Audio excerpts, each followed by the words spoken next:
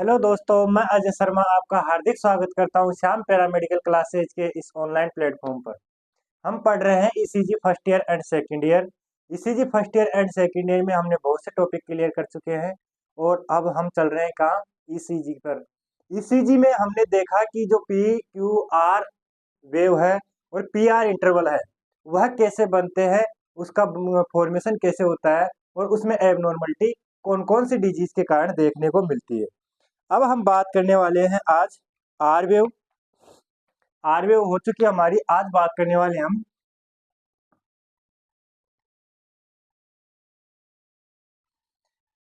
S wave है। R wave के बाद में बनने वाली वेव है एस वेव। पहले सबसे पहले कौन सी वेव बनती है? P wave, Q wave, R wave, फिर बन रही है कौन सी? S wave. एस वेव अगर हम गौर से देखें तो यह भी जो क्यू आर एस कॉम्प्लेक्स है, जो क्यू आर एस कॉम्प्लेक्स है, इसी का एक हिस्सा है। तो हम ये मान सकते हैं कि जो एस वेव है यह भी किसके कारण ही बन रही है? वेंट्रिकुलर के डीपोलराइजेशन के कारण ही बन रही है। सबसे पहले हमने देखा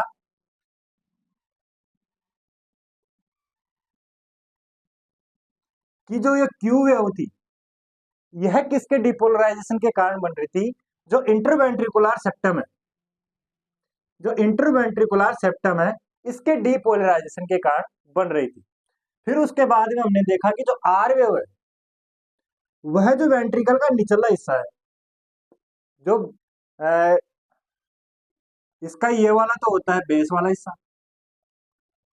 ठीक है ना, और इसका टॉप कौन सा होता है? नीचे वाला हिस्सा। तो इसके निचले हिस्से के कारण, डीपोलराइजेशन के कारण, इसके अंदर जो भी सेल्स होती है वो लार्ज सेल्स होती है। उसी के कारण जब ये डीपोलराइज हो रहा था, इसके डीपोलराइजेशन के कारण क्या कौन सी वेव बन रही थी? आर वेव बन रही थी, जो कि सबसे लार्ज वेव है। सबसे लार्ज वेव क्यों बनती है? हमने देखा था कि यहाँ की जो सेल्स है उसका आकार बड़ा होता है, लार्ज आकार वाली सेल्स होती है, इसलिए इसके कारण इसमें डिपोलराइजेशन फास्ट तरीके से होता है और इसी की डिपोलराइजेशन के फास्ट तरीके से होने के कारण ही आर वेव क्या देखने को मिलती है? हमको बड़ी देखने को मिलती है। उसके बाद में बन रही है कौन सी wave? S wave. S wave किसके कारण से बन रही है? जब हमारा कंडक्शन किस में पहुंच जाता है? पुरकिंजे फाइबर के अंदर। पुरकिंजे फाइबर के अंदर जब कंडक्शन पहुंच जाता है तो इसकी जो भी वॉल होती है, किसकी? वेंट्रिकल की, दोनों right ventricle and left ventricle की जो वॉल होती है उसके डीपोलराइजेशन के कारण कौन सी वेव बनती है? हमारी एस वेव बनती है। तो एस वेव भी किसके कारण से बन रही है? वेंट्रिकुलर के डीपोलराइजेशन के कारण। तो वेंट्रिकल का जब डीपोलराइजेशन होता है तब हमने तीन वेव देखी है कि तीन वेव वेंट्रिकल के डीपोलराइजेशन के कारण बनती है। और जो क्यू वेव है वो नेगेटिव होती है, आर वेव पॉजिटिव होती है और एस वेव भी वापस से नेगेटिव होती है। ये नेगेटिव और पॉजिटिव क्यों बन रही है ये हमने पहले के वीडियो में देख चुके हैं। जो प्रीवियस वीडियो है उसमें देख चुके हैं, जिसके अंदर हमने स्पेशल ईसीजी का फॉर्मेशन की ही बात की थी। तो आप श्याम पैरामेडिकल क्लासेज के प्लेटफॉर्म पर जाएं और पिछले वीडियो को भी देखें ताकि आपको ये अच्छी तरह से समझ में आ जाए। तो हम एस वेव की जब नॉर्मल बात करें,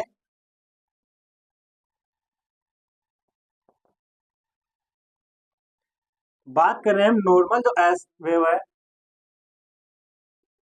तो normal S wave, S wave का फॉर्मेशन हमने देखा कि एस वेव का फॉर्मेशन किस कारण से हुआ?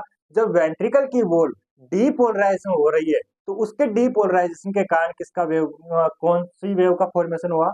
एस वेव का फॉर्मेशन हुआ। अब ये एस वेव है, हमने देखा कि जो आर वेव है V1 लीड के अंदर छोटी दिखाई देती है और V6 और V5 एंड V6 लीड के अंदर बड़ी दिखाई देती है। उसको हमने बोला था आर वेव का प्रोग्रेशन। क्या बोला था हमने? आर वेव का प्रोग्रेशन। पर इसके अंदर क्या होता है? इसके अंदर V1 के अंदर एस वेव बड़ी दिखाई देती है और V6 के अंदर एस वेव छोटी दिखाई देती है। क्या? V1 के अंदर एस वेव बड़ी दिखाई देती है एंड V6 के अंदर V वेव होती है जो छोटी दिखाई देती है। अब उसको तो बोला था क्या? आर वेव का प्रोग्रेशन। इसको बोलेंगे हम क्या? एस वेव का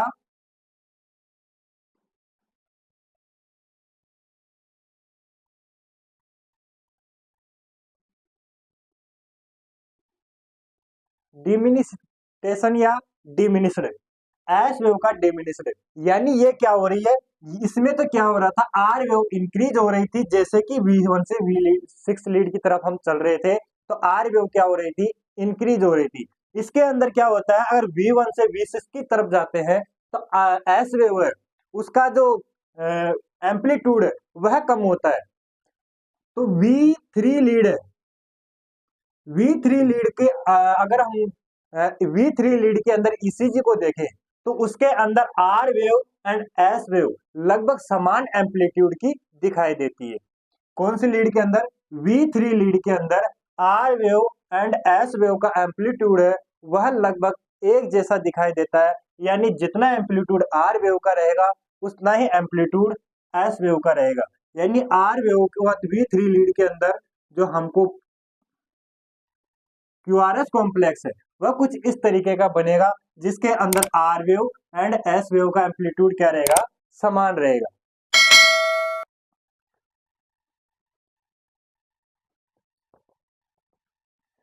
और जो एस वेव होती है यह क्यूआरएस कॉम्प्लेक्स की लास्ट वेव होती है, और यह कौन सी वेव होती है, नेगेटिव वेव होती है। कौन सी वेव होती है, नेगेटिव वेव होती है। अब इसके बाद में हम बात करें कंप्लीट क्यूआरएस कॉम्प्लेक्स की। हमने कौन कौन सी वेव देख ली, पी वेव देख ली, पी आर इंटरवल देख लिया, क्यू वेव देख ली, आर वेव देख ली एंड एस वेव देख ली। अब हम जो डीपोलराइजेशन हो रहा है किसका, वेंट्रिकल का, जिसमें बन रही है क्यू आर एस, इसको कंप्लीटली बोलते हैं कंबाइंड रूप से क्या, क्यू आर एस कॉम्प्लेक्स। क्या बोलते हैं, क्यू आर एस कॉम्प्लेक्स बोलते हैं। अब हम बात करें कंप्लीट जो क्यूआरएस कॉम्प्लेक्स है उसकी, ये क्यूआरएस कॉम्प्लेक्स किस कारण से बन रहा है, वेंट्रिकल के डीपोलराइजेशन के कारण बन रहा है। जब वेंट्रिकल डीपोलराइजेशन हो रहा है, जब वेंट्रिकल का कॉन्ट्रैक्शन हो रहा है, उस कारण से क्या बनती है, क्यूआरएस हमारा कॉम्प्लेक्स बनता है। अब हम कंप्लीट कॉम्प्लेक्स की बात करें तो जो क्यूआरएस कॉम्प्लेक्स है, जो क्यूआरएस कॉम्प्लेक्स है उसकी जो विड्थ होती है, उसकी जो चौड़ाई होती है वह कितनी होती है, 0.08 सेकंड से 0.11 सेकंड। यानी कि अगर हम मैक्सिमम देखें तो ये कितने हो सकते हैं, 3 स्मॉल बॉक्स हो सकते हैं। यानी इसकी विड्थ मैक्सिमम कितनी हो सकती है, 3 स्मॉल बॉक्सेज की हो सकती है। जिसके अंदर हमने देखा था कि जो इसकी विड्थ थी, किसकी, क्यू वेव की विड्थ थी, वो कितनी थी, एक स्मॉल बॉक्स। आर वेव की कितनी थी, 0.01 सेकेंड। और एस वेव की कितनी निकल के आएगी, इस हिसाब से देखें तो 0.04 सेकेंड तो इसकी चलेगी, 0.01 सेकेंड इसकी चलेगी, तो इसकी आएगी कितनी, 0.03 सेकेंड से 0.05 सेकेंड। ये किसकी विड्थ निकल के आएगी, एस वेव की विड्थ निकल के आएगी। तो क्यूआरएस कॉम्प्लेक्स के अंदर अलग अलग जो वेव बन रही है उनकी विड्थ तो ये हो गई, और कंप्लीट जो क्यूआरएस कॉम्प्लेक्स बन रहा है उनकी विड्थ कितनी हो जाएगी, 0.08 सेकंड से 0.11 सेकंड। और अगर हम मैक्सिमम इसके लार्ज स्मॉल बॉक्सेज की गिनती में करें तो कितने स्मॉल बॉक्सेज की बन सकती है क्यूआरएस कॉम्प्लेक्स की विड्थ, 3 स्मॉल बॉक्सेज की इसकी मैक्सिमम विड्थ हो सकती है। तो ये क्या था, क्यूआरएस कॉम्प्लेक्स की विड्थ। उसके अलावा हम बात कर चुके हैं कि क्यूआरएस कॉम्प्लेक्स है वह किस कारण से बनता है, वेंट्रिकल के डीपोलराइजेशन के कारण बनता है।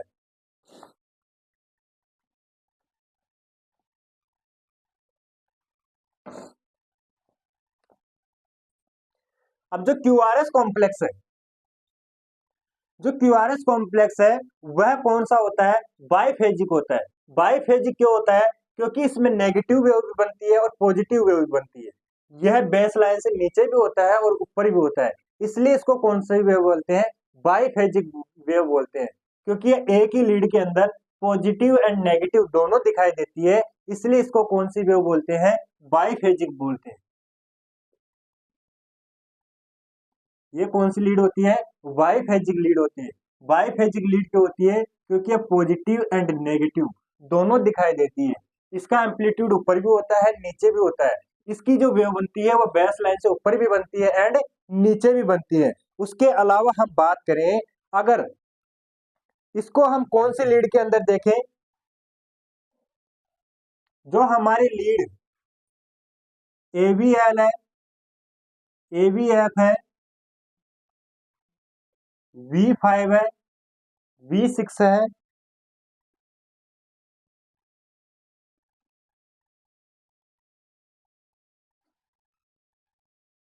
और लीड फर्स्ट है। अगर हम इन लीडों में देखें तो इन लीडों के अंदर यह कौन सी होती है? इन लीडों के अंदर अगर हम देखें तो ये होती है कौन सी? Positive lead. ऐसा क्यों होता है? ऐसा इसलिए होता है कि इन लीडों के अंदर जो आर वेव है, आर वेव का एम्पलीट्यूड क्या होता है? ज्यादा होता है। आर वेव का एम्पलीट्यूड होता है वह अधिक होता है। इस कारण से कौन सी वेव, अगर हम परिणामी बात करें, मतलब कंप्लीट तरीके से इसको और इसको, इसका परिणाम निकालें तो कौन सा निकल के आएगा?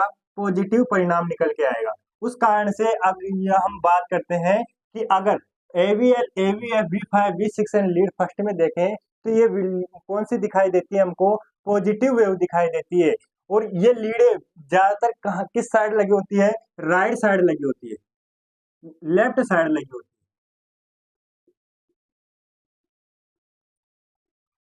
तो इसकी लाइन बन के आती है कि अगर हम हार्ट को लेफ्ट साइड से देखते हैं, लेफ्ट साइड से देखने पर जो हमारा क्यूआरएस कॉम्प्लेक्स है वह किस तरीके का दिखाई देता है? पॉजिटिव दिखाई देता है। अगर हम हार्ट को लेफ्ट साइड से देख रहे हैं तो हमारा जो क्यूआरएस कॉम्प्लेक्स है वह कैसा दिखाई देता है? पॉजिटिव दिखाई देता है। किस प्रकार से दिखाई देता है वह हमने अच्छी तरह से समझाया। उसके अलावा लीड कौन कौन सी है? AVR, V1 and V2। अगर हम इन लीडों में देखते हैं तो ये लीड मुख्य किस तरफ लगी होती है? राइट साइड लगी होती है। और इनके अंदर जो आर वेव का एम्पलीट्यूड है वह कम होता है। आर वेव का एम्पलीट्यूड कम होने के कारण,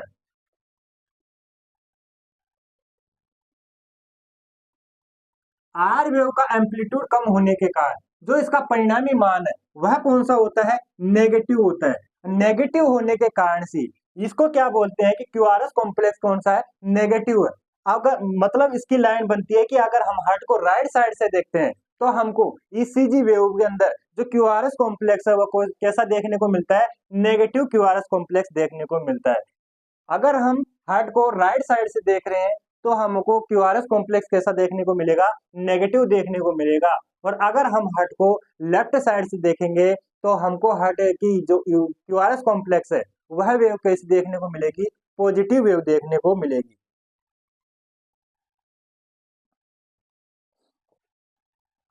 एक लाइन हमने पहले भी देखी थी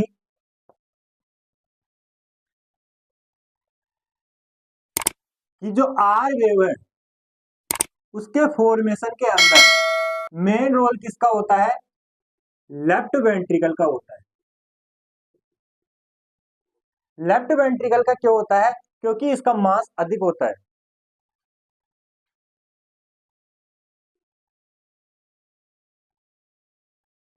हम नॉर्मल जब हार्ट की एनाटॉमी पढ़ते हैं तभी भी हम देखते हैं कि सबसे लार्ज वाला जो चेंबर है वह कौन सा होता है? लेफ्ट वेंट्रिकल होता है। और अगर हम मायोकार्डियल मसल्स की बात करें, मायोकार्डियल मसल्स की बात करें तो इसके अंदर भी सबसे अधिक मास किस कौन से वेंट्रिकल वो चेंबर में होता है? लेफ्ट वेंट्रिकल के अंदर ही होता है। सबसे थिक लेयर होती है मायोकार्डियल मसल्स की लेफ्ट वेंट्रिकल के अंदर। इसलिए इसके डिपोलराइजेशन के कारण ही आर वेव मतलब क्यूआरएस कॉम्प्लेक्स है उसके अंदर जो मेन रोल होता है वो किसका होता है? लेफ्ट वेंट्रिकल का होता है। जिसके अंदर भी आर वेव होती है उसका फॉर्मेशन मुख्यतः कौन से वेंट्रिकल के कारण होता है? लेफ्ट वेंट्रिकल के कारण होता है, क्योंकि इसका मसल मास होता है वह अधिक होता है।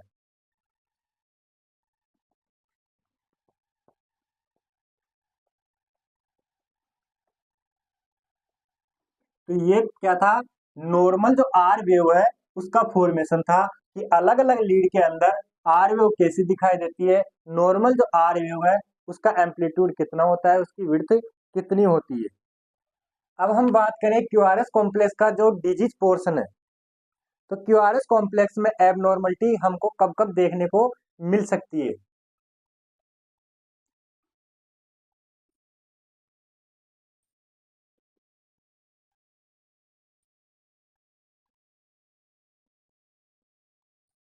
तो हमको क्यूआरएस कॉम्प्लेक्स के अंदर एबनॉर्मलिटी कब कब देखने को मिल सकती है। एबनॉर्मलिटी क्या क्या हो सकती है, या तो हाई वोल्टेज हो जाए। हाई वोल्टेज का मतलब है कि हमको जो आर वेव है उसका एम्पलीट्यूड क्या होगा, अधिक हो जाएगा, यानी वेव क्या हो जाएगी, टाल हो जाएगी। उसके अलावा हाई वोल्टेज हो गया, लो वोल्टेज हो गया, क्यूआरएस कॉम्प्लेक्स क्या हो जाए, वाइड हो जाए, और उसके अंदर क्या देखने को मिल जाए, कुछ वेरिएबल देखने को मिल जाए। ये सभी क्या हो सकती है, हाई वोल्टेज हो जाए, लो वोल्टेज हो जाए, वाइड हो जाए, वेरिएबल हो जाए। उसके अलावा एब्सेंट भी हो सकता है, जब क्यूआरएस कॉम्प्लेक्स क्या हो जाए, एब्सेंट हो जाए। हमने एब्सेंट में पहले भी देखा था कि एब्सेंट क्यूआरएस कॉम्प्लेक्स कहाँ होता है, जब हम बात कर रहे थे किसकी, पी वेव की, P R interval. P R interval की बात कर रहे थे तब हमने देखा था कि क्यूआरएस कॉम्प्लेक्स एब्सेंट कहाँ होता है। अगर आपको याद है तो एक बार कमेंट करके जरूर बताएं।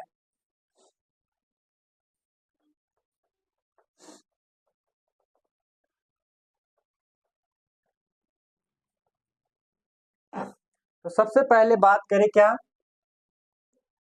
हाई वोल्टेज की,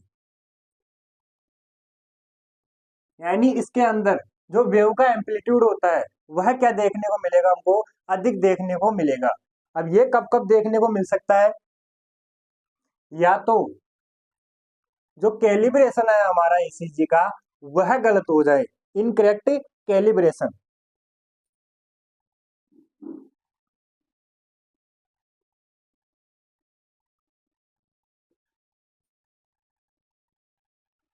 इसके अंदर किस प्रकार से हो सकता है, क्योंकि अगर मान लो यह हमारा कैलिब्रेशन फिक्स होना चाहिए ईसीजी वेव का, जिसके अंदर एम्पलीट्यूड को लगभग रखते हैं कितना, 20 मिलीमीटर। अब हमने इसका कैलिब्रेशन चेंज हो गया है, 20 की जगह कितना हो गया, 25 मिलीमीटर हो गया। इसके कारण से जो भी वेव बनेगी उसका एम्पलीट्यूड की भी क्या रहेगा, हाई रहेगा। उस कारण से हाई वोल्टेज देखने को मिल सकती है किसके अंदर, क्यूआरएस कॉम्प्लेक्स के अंदर।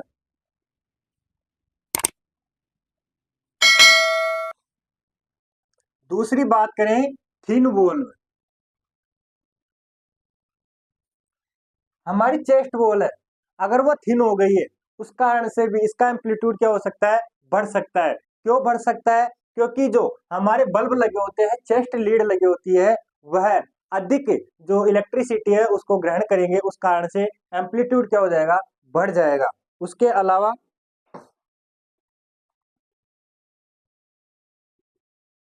वेंट्रिकुलर हाइपरट्रोफी, अगर वेंट्रिकल की हाइपरट्रोफी हो गई है उस कारण से भी एम्पलीट्यूड बढ़ जाता है। क्यों बढ़ जाता है, क्योंकि जब हाइपरट्रोफी होगी तो सेल्स का साइज बढ़ जाएगा, सेल साइज बढ़ जाएगा, जिस कारण से हमने देखा था कि सेल साइज बढ़ रहा है, उस कारण से जो डीपोलराइजेशन की प्रक्रिया होती है वह फास्ट होती है, और जब डीपोलराइजेशन की प्रक्रिया फास्ट हो जाती है उस कारण से एम्पलीट्यूड बढ़ जाता है। उसके अलावा है WPW सिंड्रोम।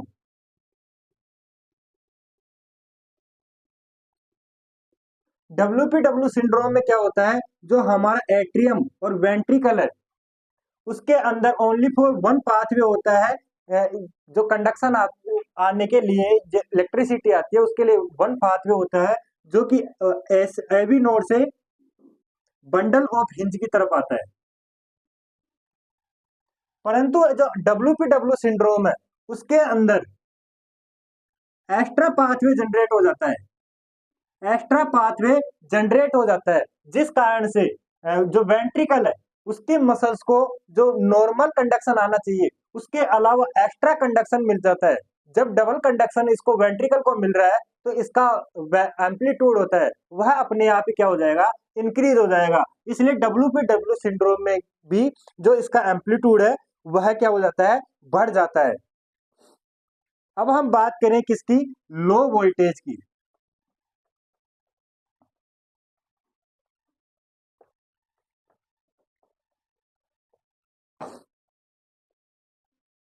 लो वोल्टेज के अंदर क्या होता है, जो वेव का एम्पलीट्यूड होता है वह क्या देखने को मिलता है, कम देखने को मिलता है। तो इसके अंदर भी जो फर्स्ट रीजन होगा वह क्या हो सकता है, इनकरेक्ट कैलिब्रेशन।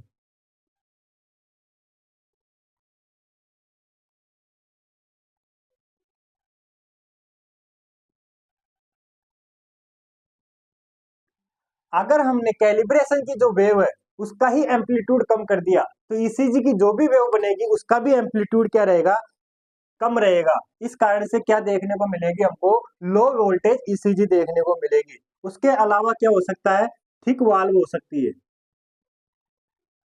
थिक वाल से क्या फर्क पड़ेगा, जो कि हमारी चेस्ट लीड होगी उसको जो कंडक्शन ग्रहण होगा वह जो हमारी लेयर है स्किन की वह अगर लार्ज रहेगी, उसका साइज अधिक रहेगा तो कंडक्शन प्रॉपर मिल नहीं पाएगा। अगर प्रॉपर कंडक्शन नहीं मिल पा रहा उसके कारण से एम्पलीट्यूड हमको क्या देखने को मिलेगा, कम देखने को मिलेगा। यानी जो ईसीजी वेव बनेगी वह कैसे बनेगी, लो वोल्टेज की बनेगी। उसके अलावा क्या हो सकता है, हाइपोथायरोडिज्म। हाइपोथायरोडिज्म हमने कल देखा था कि थायराइड हार्मोन की अगर कमी हो गई है उस कारण से भी हमारा जो आर वेव का एम्पलीट्यूड था वह क्या देखने को मिल रहा था, कम देखने को मिल रहा था। यानी कि जो हमारी ईसीजी वेव बन रही है उसके अंदर जो क्यूआरएस कॉम्प्लेक्स है वह कैसी रहेगी, लो वोल्टेज की रहेगी। उसके अलावा क्या हो सकता है, पेरिकार्डियल इफ्यूजन।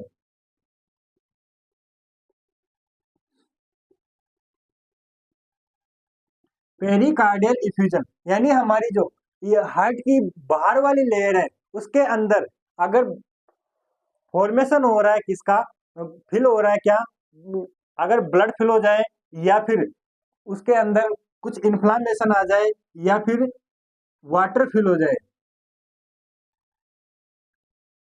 उस कारण से क्या होगा कि जो भी हमारी ईसीजी लीड होगी जो भी लगाएंगे हम उसको कंडक्शन प्रॉपर मिल नहीं पाएगा। दूसरा जो हमारी मायोकार्डियल मसल्स है वह प्रॉपर तरीके से कॉन्ट्रेक्शन नहीं कर पाएगी, उस कारण से भी कंडक्शन प्रॉपर जनरेट नहीं हो पाएगा। उस कारण से जो हमारा क्यूआरएस कॉम्प्लेक्स है वो वह कह रहेगी लो वोल्टेज क्यूआरएस कॉम्प्लेक्स रहेगा।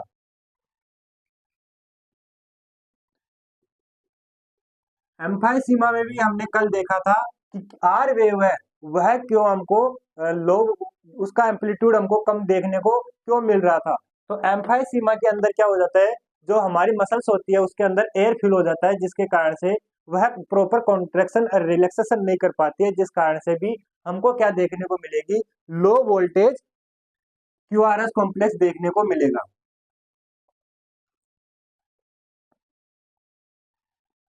उसके अलावा हो गई हाइपोथर्मिया।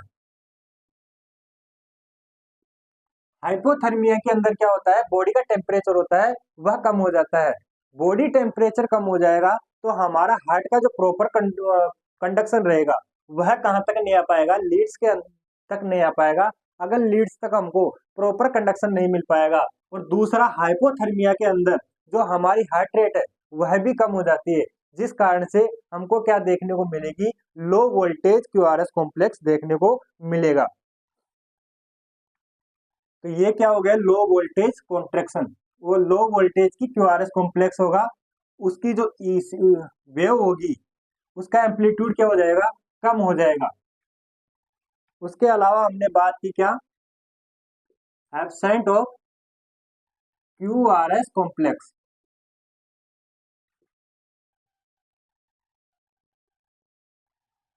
तो हमने पहले बात की थी जब पीआर इंटरवल पढ़ रहे थे उसके अंदर हमने बात की थी 2:1 एंड 3:1 वाला।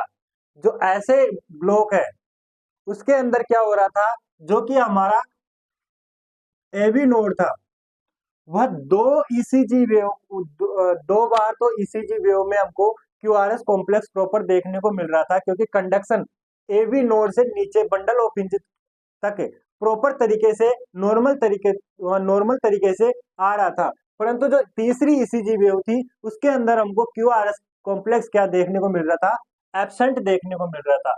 उसी तरह से 3:1 वाले ब्लॉक में क्या देखने को मिल रहा था कि 3 ईसीजी वेव में क्यूआरएस कॉम्प्लेक्स नॉर्मल है, पर चौथी ईसीजी वेव में जो कंडक्शन है वह एवी नोड तक ही रुक गया। इस कारण से चौथे जो ईसीजी वेव है उसके अंदर जो क्यूआरएस कॉम्प्लेक्स क्या रहेगी, एब्सेंट रहेगी। और कंप्लीट हार्ट ब्लॉक है, जो कंप्लीट हार्ट ब्लॉक है उसके अंदर भी क्यूआरएस कॉम्प्लेक्स क्या रहेगी, एब्सेंट रहेगी।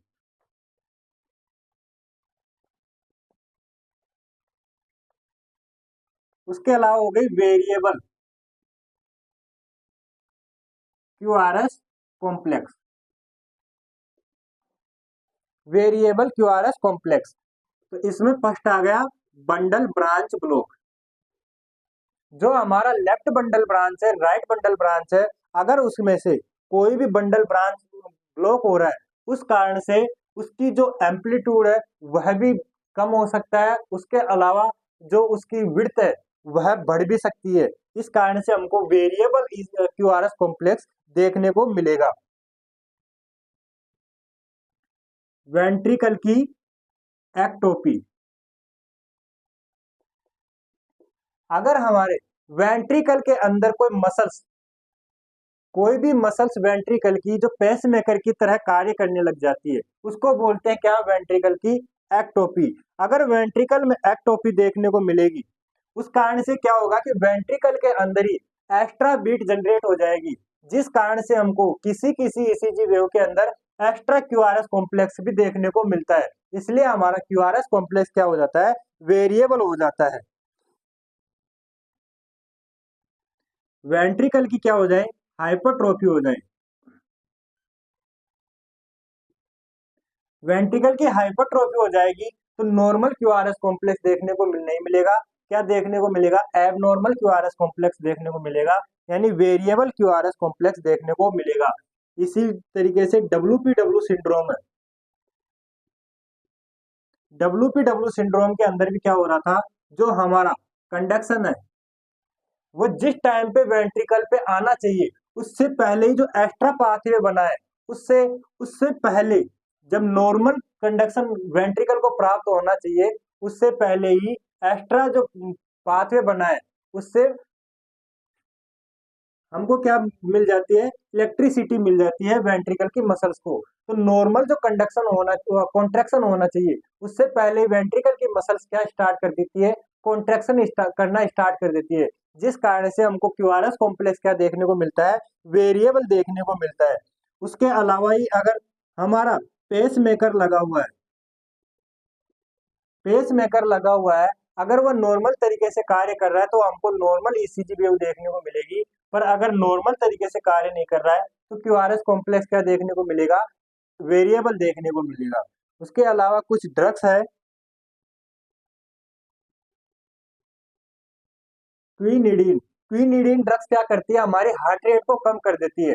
हार्ट रेट अगर 60 से कम हो गई, उसके कारण से भी क्या होगा, हमारा क्यूआरएस कॉम्प्लेक्स क्या हो जाएगा, वेरिएबल हो जाएगा। इस प्रकार से क्यूआरएस कॉम्प्लेक्स किसी किसी डिजीज के अंदर, जो हमने डिजीज देखी है उसके अंदर क्या देखने को मिलेगा, एबनॉर्मल देखने को मिलेगा। इस इसी तरीके से हम ईसीजी वेव को देख के बता सकते हैं कि किस पेशेंट के अंदर कौन सी डिजीज हो सकती है। धीरे धीरे अगर हम सभी डिजीजों को पढ़ते रहे, सभी ईसीजी वेव को पढ़ते रहे, तो हम ईसीजी वेव के आधार पर भी बता सकते हैं ईसीजी वेव का जो